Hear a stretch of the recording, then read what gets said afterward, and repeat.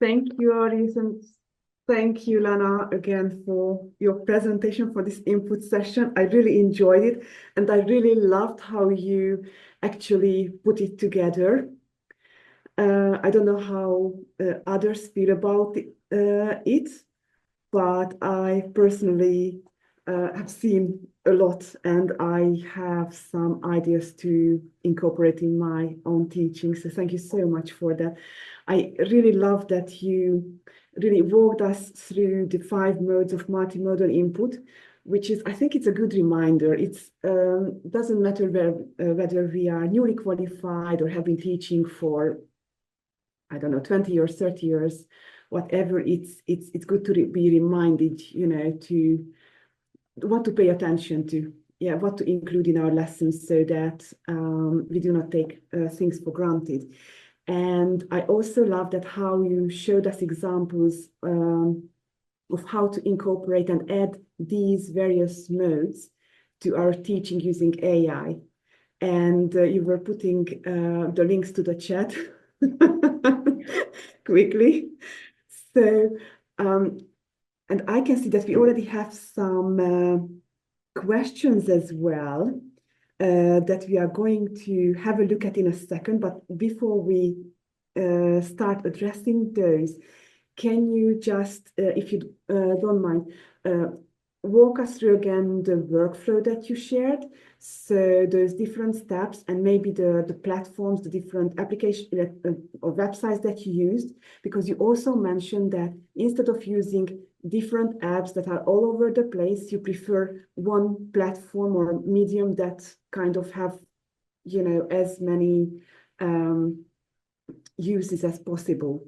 So can you please just remind us of Well, these? just as a reminder for the Yeah. workflow, and I'll probably address Michael's question because I saw it in the Q&A session. How can we probably invest less time into lesson planning, or how not to feel overwhelmed when you start planning your lesson, right, using various AI tools? Mm. The first step is actually, why do you use this or that tool? And if you start with this very question, or if you start with a question like, why, what are you creating for which purpose, right? How will it support learning? So if you start from this very question, then probably you will not feel that overwhelmed. Because when you get a tool and then you start thinking, how can I use it? That's the moment when you start feeling overwhelmed. When you know exactly what you want to create, so the final product that you want to get delivered with the tool, then I don't think that you start wondering how, why, and how much time I'll need to invest. So the first step is actually, why are you creating what you're creating? Mhm. And I usually recommend taking inventory of your learning outcomes or going through your materials, thinking about your learners, thinking about their needs, and thinking what you can actually, checking some gaps that you have, or thinking of some resources that may help them learn better, and then start from there. So as I was saying, in my case, I wanted to create a set of new materials on idioms.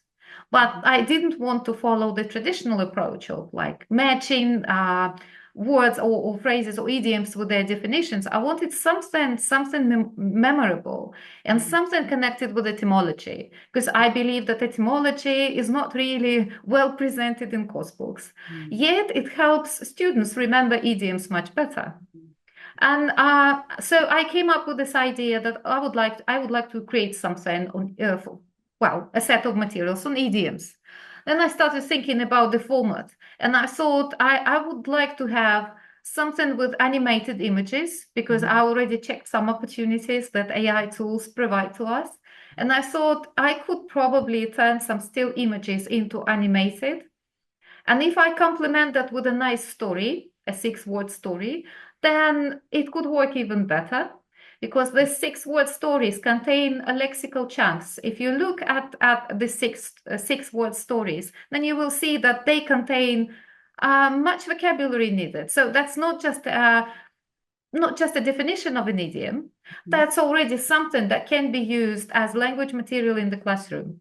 So, for example, to let the cat out of the bag, has the story revealing truths and hiding secrets, something like that. I don't remember it exactly, but that is to hide secrets, to reveal the truth, to let the cat out of the bag. So we get vocabulary units together, and that helps students remember the idiom better.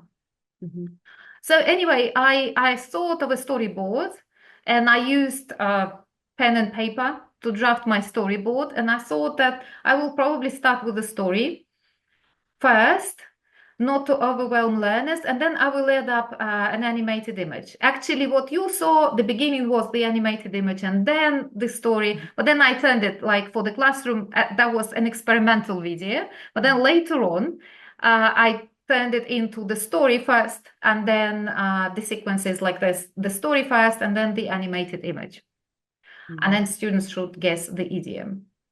And then when I created the storyboard and I thought, okay, that's the story, then comes the animated image, I thought about tools that I would need. And again, I stressed that several times during my presentation, I wouldn't be focusing on particular tools nowadays. You know, they are popping up like mushrooms after rain. So, and they are changing their payment schemes. All the tools that I've provided to you, all the tools are free at the moment, which means that you can play with them, and you can see what they're capable of, what you can create with them. At the same time, oftentimes you find a good tool, it's widely promoted, widely marketed, and then in a week or so, it becomes a paid tool. And again, as what we were discussing before this session, I think that the ideal scenario for an educator is to have one platform that provides you all the tools. And that's an ideal scenario. And then it's worthwhile to invest some money. But if you have to pay for various tools on various platforms, and you can never know whether they will be operating or they will go to the wall, so they will go bankrupt, or they will introduce some other schemes of operation. I think this uncertainty is not really something we would like to have as educators. So ideally that's one platform. Anyway, when I thought about my storyboard, I thought about the tools I needed, and I thought I would like to have some text to speech. So I would like to have a voiceover, and I went for 11 Labs because I really like this platform. At the moment, again, it has quite a generous free tier, about 10,000 words per month, which is more than enough. Then I needed an image generator. And again, I didn't use the image generator just to generate the image of a cat. I think that responsible use starts with generating something which is not already available out there. And I think that when we use these tools to generate something that is already in abundance, that's actually responsible use. In action, that's a responsible use. But if you have a certain image that is not existent, then probably this text-to-image tool will be very helpful for you, and it will add value. Okay, and I used Picolabs. That's the video generator to create this nice video of a cat getting out of the bag. So this were the tools. But one more point, apart from this creation, I also focused on what I will be doing with this resource in the classroom. So I thought of possible follow-up activities, because it's way too simple just to play it as a game, as a guessing game. I thought if I create this resource, right, I should exploit it to the full. So I thought, all right, so first that's a guessing game, and students get the feel what it's like, right? That every idiom tells a story, and then they will probably come up with their own ideas for some other idioms, right? And they will probably make their own videos with stories, with idiom stories to challenge their fellow students. So that was the chain of thoughts, like behind the whole workflow. But as I say, the first point, why would you like to make what you're making? And the last point, how you will be using it in the classroom and whether it will add value to learning. These are important points that we should probably focus on. before we start thinking about particular tools that we will be using. Exactly. And when somebody looks at what you have created, like some people maybe just believe that, oh my God, I would never be able to create anything like this. And so what would you recommend or say to those people? Like, for instance, how much time did you spend creating that, from generating the idea and having the end product? And how complicated or user-friendly did you find to use these platforms? All right. I will start with a question to the audience. Have you used any AI tools? And was the process complicated?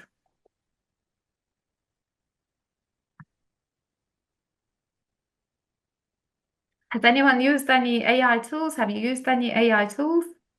Did you find the use overcomplicated? I can tell you about my experience if people are quiet. ChatGPT, very simple. That's Stuart. Copilot. Actually, have you encountered any difficulties with using these tools? DFID is great. Yeah, DFID is great. Yeah. Okay. So how did you find them? There is this dual thing about all AI tools. On the surface, they are extremely simple, and you've probably seen it. It's just press the button.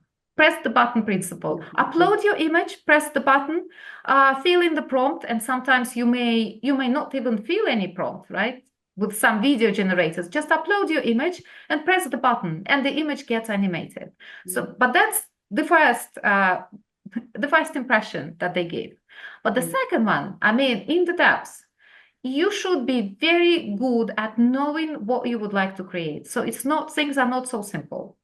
In the sense that if you have no clue what you are creating, if you fill in some simplistic prompt, write a story, right? You will get a very average product, I would say. Something, no wow. Exactly.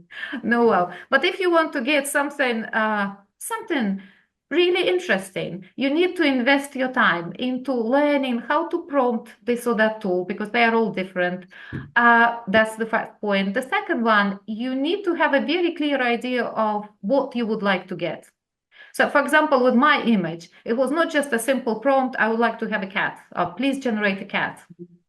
I often use please, by the way.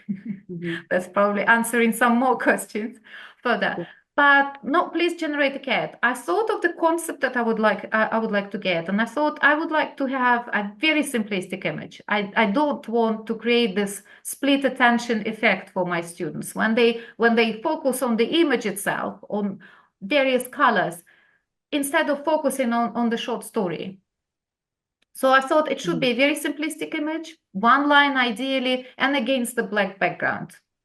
So that was the idea. And then I got what I needed with the image. So my advice to those who are just thinking of trying new tools, I will not say go and experiment. I will say first go to the platform and start scrolling, looking at various outputs that other users have produced. And look at the prompts that they are feeding in, and think about which peculiar things you like about that. So that's actually learning in process, and try to experiment with their prompts. So that's how you may start. Just related to this, can I ask you if you could suggest, let's say, I don't know, your top 3 AI tools that teachers who, haven't really tried using them before, that they should experiment with first, what would you say? Well, as a linguist, I would say, I would start with a large language model. A large language model and chatbots sitting on them. That can be ChatGPT, Gemini. I find Gemini and Claude particularly impressive. I mean, I kind of stopped using ChatGPT and switched to Claude and Gemini. And actually, in the chat box, I gave a link to one interesting platform, which is called Not Diamond. Have you heard about this platform? Have you tried? Has anyone tried this platform? Not Diamond is the platform that has a collection of large language models or chatbots, such as ChatGPT, Claude. Actually, it has nearly all of these big chatbots that everybody is talking about. And there you can fill in the prompt and you can see the output that is, or responses given by various models. So that gives you a chance to compare and to choose the model that you think will work for you better. Personally, I usually use models directly. I do not use chatbots a lot. I use models.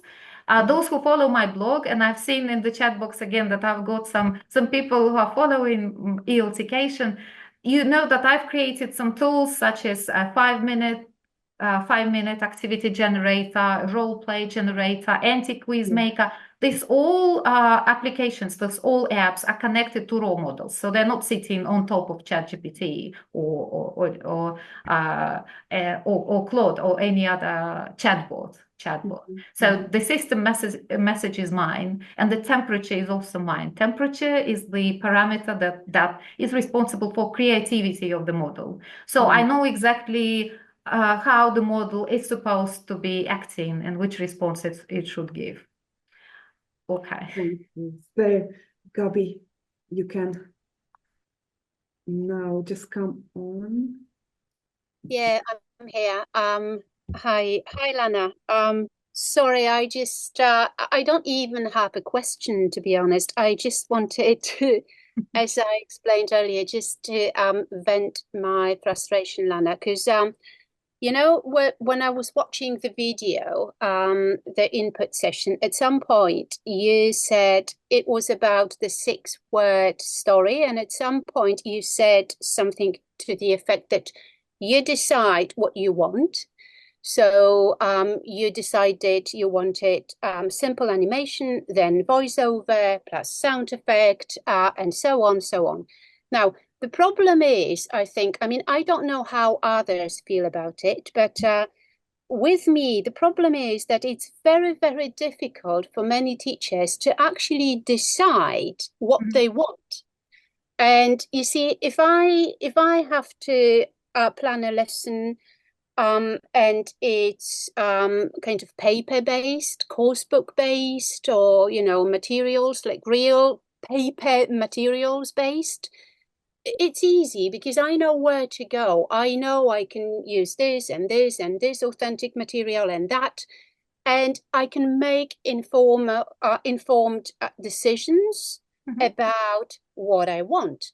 Now, the problem is that with AI, it's very, very hard. I mean, I have to tell you about myself, I often end up designing an activity that's completely uninformed because I simply just discover this platform or discover a new AI, and obviously I'm fascinated by it, and I start designing an activity that essentially I design on the go as I go along. Okay, so it's very, very difficult for me to imagine what else is out there and what else I could use so I can make informed decisions about what I actually want. I don't know if I'm making sense, but it's just that I sometimes, it's probably my utter ignorance about AI and what is available and what we can do, but it's highly frustrating. So that's all I wanted to do, and that's all I wanted to say. So I wonder if you have a word of advice for me, Lana.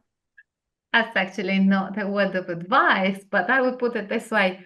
This very session today, I mean, the main aim of this session for me was to actually spark some ideas. Of course, if you have never developed any digital content, then the whole thing will probably seem overwhelming, and I can totally relate to that. That's a completely new thing.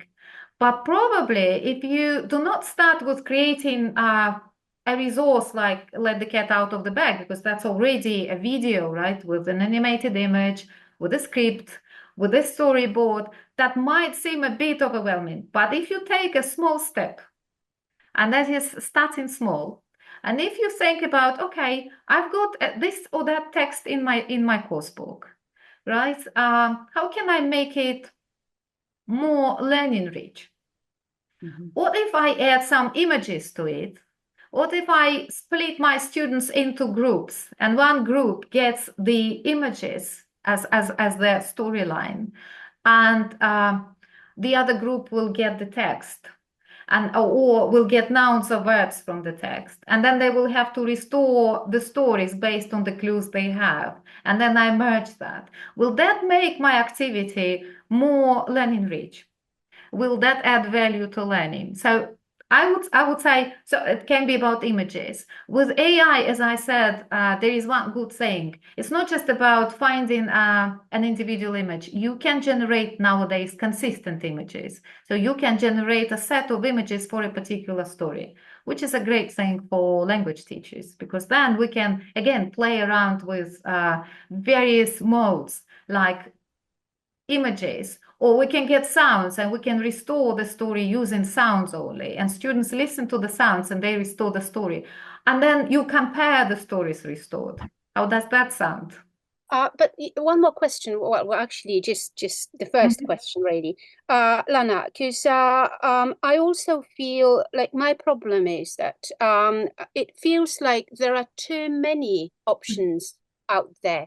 So I mean, every single day, we find out there is another AI, there is another speech to text, there is another text to 3D, there is another this or that. Now, we don't have the time to actually explore all of these, right? So this is another frustrating element. And if, like myself, I'm not very AI savvy, let me put it like that, for a person like myself, it really gets overwhelming, because I don't know which AI I should really be kind of exploring more than others. So I end up just going from one AI to another, and effectively just not creating anything, just exploring the possibilities.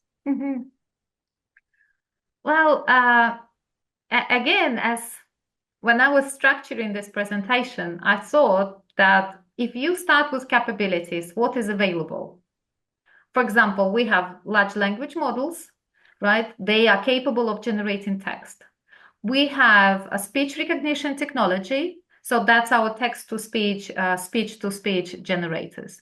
We have diffusion models responsible for generating images, and 3D objects can go there, and animation, special tools for animation. Now, the situation is, it's not like AI or these various tools differ drastically. They are all the same, and many tools actually sit on the same language models. So all those myriads of generators that you can see online, including Magic School, right, platforms, they are all sitting on either one or a set of large language models, added with some other models, for example, for speech. But in essence, you don't really have that great choice. It's just like, I mean, that's a business offer. That's a business. By and large, there are very few tools that are radically different in terms of the output. They may be a bit better, a bit worse, right? But again, they are driven by the same large language models, if we are talking about various chatbots. So not to feel overwhelmed, right? I would start from the point which capability I need. I need to generate, for example, a gap fill exercise. I wouldn't be generating a gap fill, but that's an example. I need to generate a gap fill, which means that I need a large language model. So it can be a chatbot, or it can be a large, directly this large language model. And then I would probably go for the model that offers something for free, just to see the output. It will not be different drastically, I assure you. Thank you, Lana. Thank you. Thank you. Thank you. Yeah. I think it's when you have a new mobile phone and you feel a little bit overwhelmed, you do not know how it works, but it's very similar to the one you used before. So, and you just need to, I think, practice and also I think it's very important, like planning, as you said, is super, super important. So deciding what I want to teach, what the outcome of the lesson I want, what are my learning outcomes, and then just see where I can use AI, just, I don't know, for one task, let's say in the lesson, because we can spend a lot of time really generating activities and tasks for the students. And I can see some questions, Lana, in the Q&A as well. Kainat is asking, so why do we need to use multimodal techniques for telling a story? So why is it important and why is it necessary? So what do you have to say? Okay, that's why do we need to use various modes? We can, if we compare our text-based instruction to the instruction with this or that mode added, or we can talk about monomodal and bimodal input. Then research shows that multimodal input or bimodal input is more efficient. So somehow it helps learners learn better. And during the presentation, I showed a few examples of how multimodality can actually support learning. For example, captions. Again, I thought that would be a good idea to show this example, because I think that every single teacher has been in the situation when you found a fantastic video on YouTube and you love it and you think that your students will benefit, but then you realize that it's actually the language level is not really appropriate. And then how can you change this video? How can you adapt it? You can adapt the text. It's easier, right? We can dumb it down. But adapting an authentic video is an extremely complicated process, if it is possible, actually. So multimodal input or multimodality can support. So we can use captions with AI. They're generated automatically, but again, you will have to check them anyway. You will have to make sure that everything is correct there. But then you can manipulate with captions, and you can make learners notice particular vocabulary items that you would like them to notice, right? Or you can introduce this idea of modified elaborated input suggested by Mike Long, and you can again create the situation when students are exposed to authentic language and they watch an authentic video, which I think is an ideal scenario for the language classroom. So that's maximum exposure and noticing. Beautiful. Yeah, exactly. And it's always good to bring in some variety into the class, isn't it? It's like when years ago we were talking so much about the different types of learners and the different learning types. It is kind of the AI version of that. And I can see that in the chat, some people have mentioned how much they loved the what was that, the sound story. And I remember, it was like, I don't remember when. I'm sure that some of you may remember the grandfather of that version is the book called Sounds Intriguing by Alan Melley and Alan Duff. I used to use that in class, I remember. So that was fantastic. Now, and so I have another question, Lana, regarding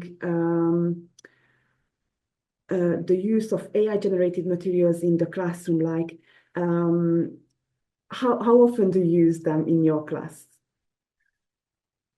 Well, it depends on the materials. It depends on the materials. I can't say that I use text or AI-generated text a lot in the classroom. Actually, I avoid using that. It all depends. I'm trying to use AI to cover certain gaps, to narrow gaps that I have in my materials. So if I have a great story that may be complemented, for example, with a voiceover, then I will not be touching the story at all. I will probably add a voiceover. And I've been teaching for more than 25 years. So I've collected really, I mean, lots of materials.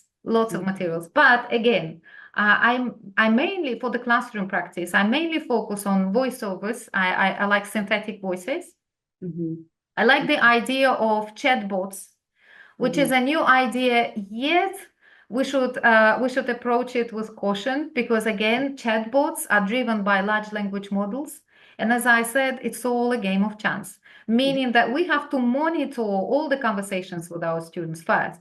And second, one more thing that we should focus on is how we structure such activities. Because if you ask students to go in chat with a chatbot, this chatting will not probably make any difference in terms of learning outcomes. And I've noticed that my students, if I just ask them to go and chat, right, even if that's about some feedback that they will be provided with, they are not really that willing, because I can monitor the chats afterwards, and I see that they are not really on focus. But the activity that I shared during the presentation actually serves as a nice example of the framework that you can give to your students when they are supposed to chat to find out some particular items of information. So they are kept on focus, and it has, I mean, this very activity has a particular learning value. Thank you. I have another question related to this, but I can see that Gabi is raising her hand, so you can unmute yourself, Gabi.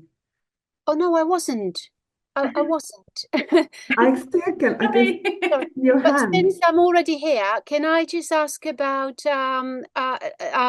Because you said you avoid AI generated text in the classroom, and then Fuzia, I'm not quite sure if I'm pronouncing the name correctly, is saying that it's unethical, which I take issue with, because I don't think it is for classroom use. I mean, AI generated text is actually, how could this be unethical? It's not a test. Anyway, but Gabi, there's much discussion about that, and I know that. I mean, as a blogger, as someone who has been putting up materials online for over 10 years, I would say I don't have like. Well, I'm not really happy with my materials being fed into large language models, because again, it takes some time probably to explain to teachers as well that whatever is produced by a large language model is something which is a starting point. It's not this ultimate truth. It's not something that guarantees learning in the classroom. So whenever a teacher uses, for example, my 5-minute activity generator, any activity there may work or may not work. What you can find on human blogs are activities that are checked in the classroom. They are tested in the classroom. So these are activities that probably I would start with. As for AI generated content, that's a starting point. I've never had anything which was ideal from the very beginning. I mean, I fill in the prompt and then I get ideal content. But definitely it helps me generate ideas, reformulate various things. So somehow it's of great help. could So I ethical or unethical, I think that's your judgment as a teacher. Yeah. But okay, let's look at it this way, Lana. I mean, if we take a text from a course book, how is it different from a text that we generate on ChatGPT for classroom use? Why does it have to be my text? I don't quite understand, because I mean, for me, generating a text on ChatGPT for classroom use is no different to just opening a course book and taking a text from a course book. The only difference is that ChatGPT generates what I want it to generate for my students, and I know my students. So how could this be unethical? I mean, I wouldn't be touching this point of whether it's unethical or ethical, but you know, Gabi, we are looking at this issue from the angle of experienced teachers. So whenever we get the output, right, trained by a large language model, we already know how it will work in the classroom. We can modify it the way we need, right? I think it's a bit dangerous when newbie teachers start using ChatGPT, getting texts and getting them to the classroom. I think that, again, there is a certain learning curve, and they should know how this technology works before they take this decision. So I would say, in general, my idea is that AI tools are fantastic in the hands of people with vast expertise. So if the user has expertise and knowledge, content knowledge, then the products will be really good. So these tools will be of much help. If the user doesn't have content knowledge and doesn't have really that level of expertise, then I think that these tools will be overwhelming. They will not be supporting. They will probably be distracting. Very So interesting. for teacher training sessions, I would say whenever I plan any AI training session, I focus on instruction as well. So it's not just about AI tools, but we discuss the instruction. That's what I started with today. You know, no AI tool will turn a bad story into a good story. So initially, you need to have a good story. It comes first. And no AI tool will replace sound pedagogy. So you need to have a good story, right? A sound pedagogy, and then with AI tool, you can support learning. So that's my approach. Yeah, very, very interesting. But you're right. Let's not go into this because there will be people, we will be disagreeing. So better not to. You'd never say it's my own text. Yeah, it's that's an issue. It depends how you use it. If it's not, if you just write a story, write a short story, is it your text or is it AI generated? But if you give contents, if you outline what needs to be there, right, the plot, everything, is it really just an AI story, AI generated story? So it's all, I would say, at the moment, it's very tough to say. It's very tough to say whether something is entirely AI generated. Yeah, it's. I mean, let's face it, we've been using Grammarly for years. So can we say that that's the product of Grammarly whenever it corrected certain typos or anything? Is it Grammarly or is it about us? Or what if your older sister or brother checks your homework, your writing? Yeah, but you wrote it, right? Exactly. So exactly. And Jananur has a question as well. That's the last message. Can you see that, Lana? So I wanted my students to do a podcast, but I didn't have a good sample of a talk. So I asked AI generate a podcast format between two people on Pandora's box story. Is it okay to use it for this purpose? I think it's in your domain. You should answer this question. Is it okay to use it for your students? If you think, again, everything is about you, right? Ultimately, that's your judgment. If you think that this will add value, your learners will learn better, then probably you can use it. So that's about learning. If that's just for the sake of engagement, and you don't actually see how it will develop, how it will help learners learn, then why waste energy or why waste these precious resources that are already super expensive, and we know about that. And I'm referring to this environmental impact of this technology. So this technology is expensive, right? Is expensive in many senses. And I think we should use it wisely, and we should use it to add value. Yeah. Just don't open the box. That's maybe Great. Exactly. Lana, have you found that your students react differently to AI-generated materials versus traditional resources? Can you see any difference? Okay, that's a question to the audience. Have you used AI-generated resources? Have you seen some different reaction from your students? If we are talking about materials, right, generated by AI, what was their response when you used them? Mhm. when you use such materials in the classroom? Anyone?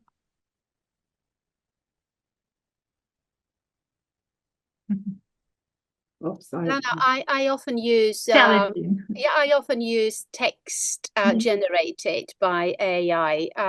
Very often, as a matter of fact, because I don't use course books. Mhm. And yeah, and the response is, I mean, students have no idea where the text comes from, and it's irrelevant because it's for learning purposes. That's a very good answer. I think that's a very good point. I don't think that students, if they feel that they are learning, if they feel they are making progress with materials that you are bringing to the classroom, then I don't think that essentially it's absolutely well, it's something they are paying attention first thing, whether it's AI generated, whether it's human generated, whether it's co-generated, I mean, human and AI. I think ultimately, if they feel that they are learning, if they feel they are reaching learning outcomes, I think they will be happy, right? Mm. I find that with the use of AI, we can create materials that are more relevant to our students and their needs, their specific needs. And so if we really like kind of know how to use them, how to write prompts, how to, you know, instruct the AI, then it can save us a lot of time. And like in the summer school, Gobi, if you remember, you know, we experimented with that. So we asked students to work and use certain like AI platforms, and they loved it, and they were really, really into that. So they didn't go on Facebook or whatever. They were so focused, and because they kind of knew what the outcome should be, and every single group did amazingly well, and everyone was participating in the activities. So there were no students just, you know, just lazing about. Everybody was like part of the process, and it was lovely to see what they created, and they loved it.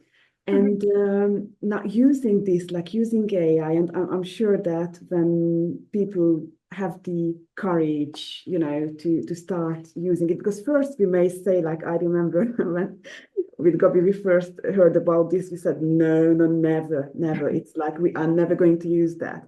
But then it's like, you know, like, anyway, it becomes part of your life. So, and when we use this, or you know, so what potential pitfalls or no-go zones should teachers be aware of, you know, when incorporating AI into their lessons? I think that this incorporation starts with preparation first, learning curve, and teachers should be very well aware of constraints that AI may have. And that's important. Because again, if we start treating, for example, AI as the source of ultimate truth, as the source of knowledge, if we ask students to go and check things or using AI just the way they would be using Google, then that's something that I would highly not recommend, advise against, right? Because that's about knowledge, what you're dealing with. What you're dealing with. And at the moment, and I would stress it again, at the moment, AI is a game of chance. Sometimes you get it right, sometimes you don't, right? So you should be prepared that sometimes you will not get the output you would like to get. And I understand that there are many teachers who sometimes get frustrated. They try to use the tool and then they say, oh, that's weird, right? During the webinar, we saw those magic videos created and I cannot get anything. How come? Yeah. Right? So that's about constraints. It's sometimes luck, but again, you can minimize such risks of not getting the content you need if you have a very clear idea of what you want to get. And if you have a clear idea of how these tools function, so you do not misuse them, you use them to the purpose they are created for. Exactly. I remember. Before you go, ladies, sorry, could I just, sorry, I again, it's me, Lana, because I've been listening to you guys and, you know, watching the chat, and I wonder, is it possible, you think, to actually train students to how to use AI so that it helps them develop language skills? Do you is it something that is even discussed? Because we always talk about how we can use it, right, teachers? So how we can use it in the classroom and so on and so on. But I kind of feel that we should flip the coin at some point, and we should focus on the students and how we can teach them to use it as independent learners, because as you said, I mean, it's a game of chance, right? So you can't really rely on it, but it's out there and it's there to support both teachers and students. So yeah, I don't even know what point I'm trying to make. I'm just trying to say that perhaps we should start focusing on students more than teachers quite soon. I would say we're still in the situation when we are exploring these tools, and they still do not provide consistent and reliable outputs. I will probably wait a bit, but I would be introducing assignments that actually promote independent learning. Yet I will probably be incorporating certain structures, certain frameworks. There is one more thing, Gabby, that we should bear in mind. The tools we are talking about are not really transparent. We don't know the system messages. We don't know which pedagogy is behind. We don't know anything, right? So it's trained, I mean, any large language model is trained as a helpful assistant. I think that to give the right toolkit to learners, we probably need to start thinking about training specific models, niche models, specifically for language learners. That's my take on that. But I wouldn't be dealing with general chatbots. They can play with them, but I'm not really sure that there will be really learning value in place unless somebody is determined, unless somebody has already learned some languages, so knows the process. But as for language learners, I will probably start with thinking what we can do with large language models, how we can train large language models to serve our language learners better. And I don't know, I think it will be tricky to find a line between being assisted as a student, being assisted by AI, or as opposed to being the job done by AI. Yeah, so true.